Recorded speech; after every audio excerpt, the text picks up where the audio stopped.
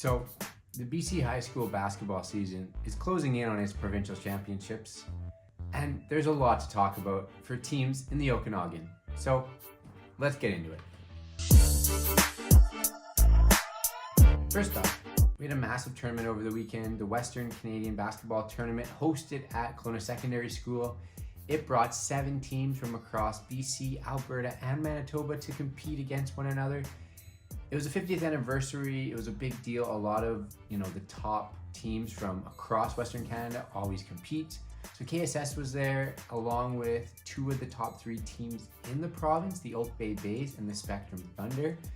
And there are 2 Manitoba teams as well as a couple Alberta teams, and what a tournament that was. KSS, they made it to the final. They eventually lost in that final to the Spectrum Thunder. Spectrum is going to be a problem this year in Quad A. They have a 6'9" center, but he can also kind of dribble the ball and shoot threes. Tyler Felt, he's incredibly good, but for KSS, they beat the Oak Bay Bays in the semifinal, and they moved up now in the recent Quad A rankings to 3rd, which is a big deal. And their Valley tournament isn't for another week, and then they'll go into provincials.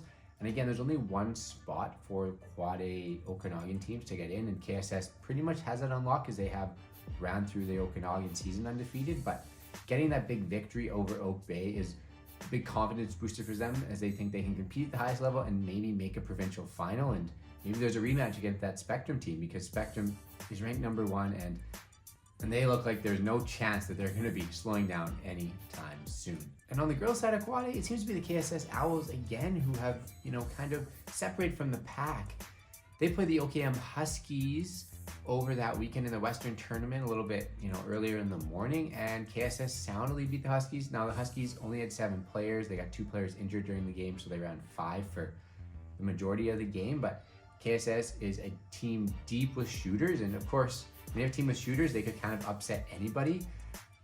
They're, going to be in a little bit of a tougher situation in that provincial championships, but again, they have the ability to, hit 15 threes in a game maybe, and if you can do that, you can kind of get through anyone. Also, a shout out to Madeline Chahal.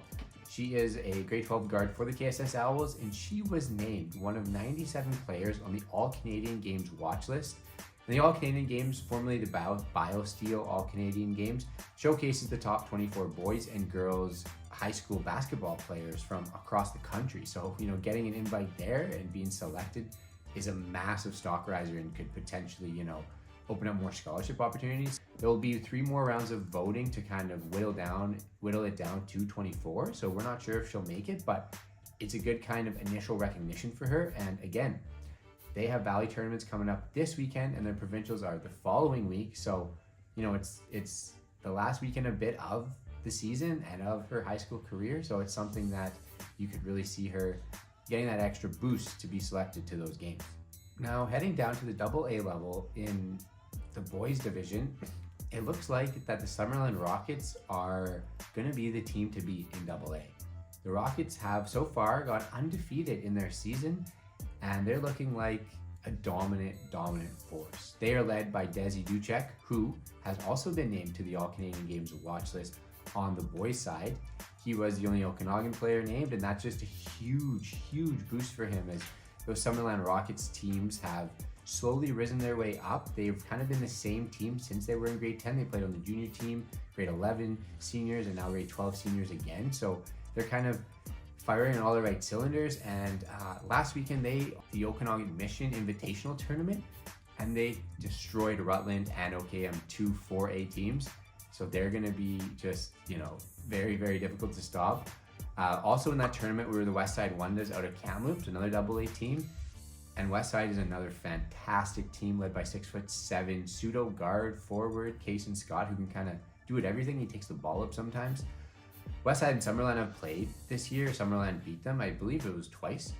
And so I would not be surprised if in the provincial championships there's a rematch of that and it goes Summerland Westside, because those 2 teams will go at each other, and it's going to be a very competitive match if they do face off against each other. But those 2 teams, something to watch about as for sure the top rated teams in AA, and they're both, kind of in the Okanagan. And on the girls' side in AAA sit the Vernon Panthers. The Panthers are right now ranked 4th in AAA, which, is a big deal. I mean, this Panthers team is also kind of small. I believe they've got 8 or 9 players, and they're made up with a few very skilled grade 11 and grade 10, so a lot to work with and kind of get better at. But a 4th place ranking kind of puts them in a great spot as they have their Valley Championships this weekend.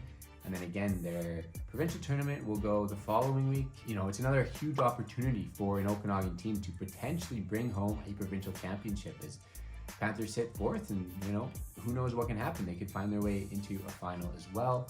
And another shout out to the single A girls as the Aberdeen Hall Griffins out of Kelowna. They are ranked 9th right now, and you know, it's another good sign. You know, you're ranked top 10th in the province, and so when you do head to provincials in that 16-team tournament, you know, you make 1 win, 2 win, and all of a sudden you're into that semi-final spot and you're competing for a medal. So anything can happen, but it's a good sight to see these Okanagan teams ranked. Anyways, that's a lot to get into, but you know, I figured it was important to just give a little bit of a roundup, and you know, hopefully you guys can go on out and support these Okanagan teams in their last, you know, mad dash to the provincial championships. And we'll be coming back with you next week with a recap of the Valleys and of course the provincial championships. I'm gonna try to get some good videos there. So thanks for watching, and we'll see you soon.